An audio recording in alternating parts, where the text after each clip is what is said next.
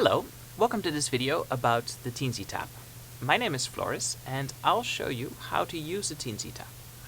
This assumes that you've already built the hardware device itself, so shown here the Teensy microcontroller sitting on top of the audio extensor board, and that this is hooked up with the FSR, which is what we actually use for recording taps, so people will tap on this surface. And this is hooked up through USB cable with your PC or your Mac. And the audio here can be connected either to a headphone, this is just a regular jack plug, or it can be connected with speakers, as I've done in this case, so you can hear what the subject would hear in this experiment. So this also assumes that you've installed the required software, which includes the software that is given on the GitHub page. So let's go to where that's installed. In my case, here it is. And if you're on Linux, you can just type make GUI in the terminal in this directory, and it will open the GUI, the graphical interface, for you. So in this interface, you can select the device node for the TeensyTap. If you don't know what that means, don't worry about it, because usually the choice that's given here is actually correct.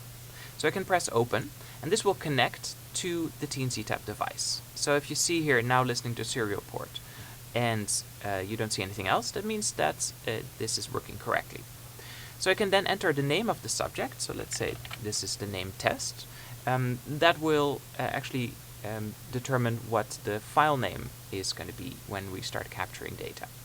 So let's say on this particular trial we want to deliver auditory feedback, which means that the subject hears a tone at every time they tap. And we also want to give a metronome, which the default interval is 600 milliseconds, so that means about like a little less than 2 beats per second.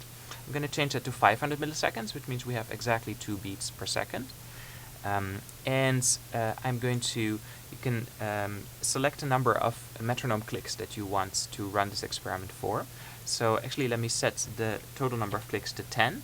And then 10 continuation clicks. What that means is that the metronome will stop, and we will continue registering taps for about the duration of 10 metronome clicks. Now when I press go, then the experiment starts. So the metronome will start running, and the subject can start tapping. So let's do it.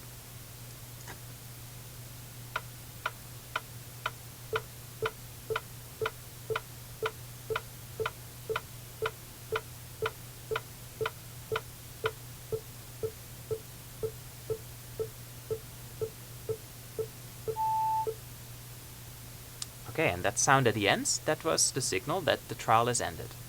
So you can see that the data here is communicated back from the Teensy device to our computer, and it's saved automatically in a data folder. So if you surf to data and then to test, because here the subject is called test, then you'll see a text file has appeared here.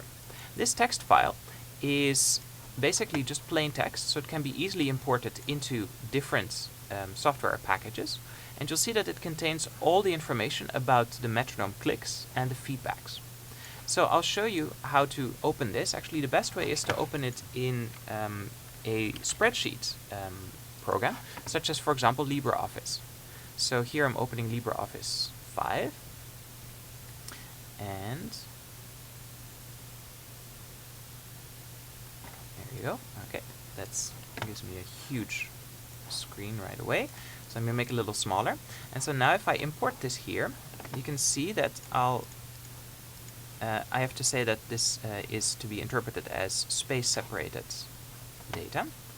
And so you see there's a bunch of lines that start with this pound signal. So those we can just remove, because they are just there for feedback, or for debugging, you could say. There's going to be one here at the end as well. There you go. Okay. So now you can see that actually this is a very neat table, which gives you the all of the events in order. So each line corresponds to one event. So the first line is a metronome click. It tells us that this happened at this particular time.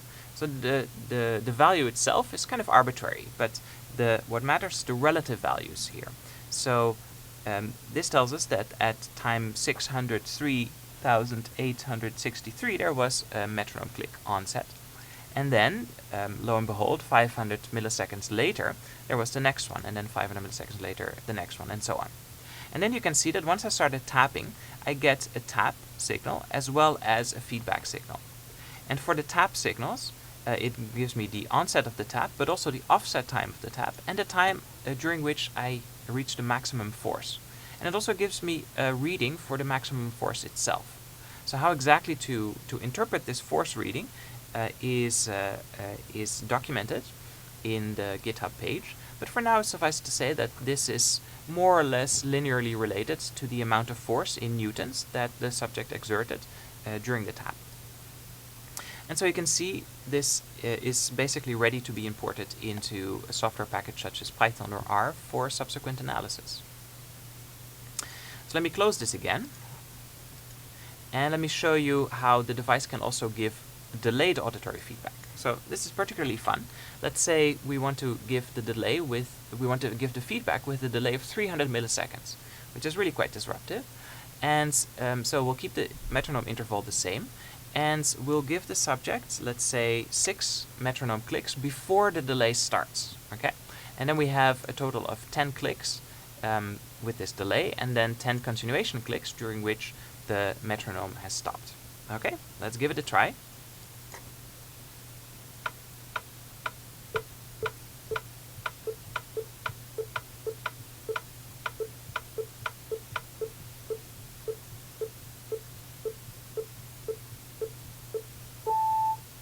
Okay, and so here you could see that I was actually very disrupted by this delay of 300 milliseconds. And so by varying this delay, you can study how people might adapt to the onset of a sudden change in the auditory feedback. So this is how to use TeensyTap, and I hope you enjoy it and it's useful for your experiments.